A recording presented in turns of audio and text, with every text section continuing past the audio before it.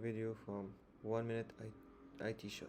In today's video I'm gonna show you how to uninstall an application on your computer. So first things first, you have to do here is to go to system settings and then click on storage. Just we have to wait a couple of seconds until it's calculating.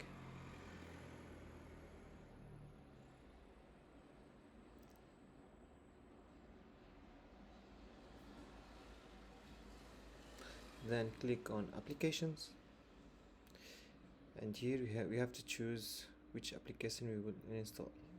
For example, let's choose ChatGPT. Click on delete, and here we are. It's not exist anymore. Thank you guys, and don't forget to subscribe and click the like button.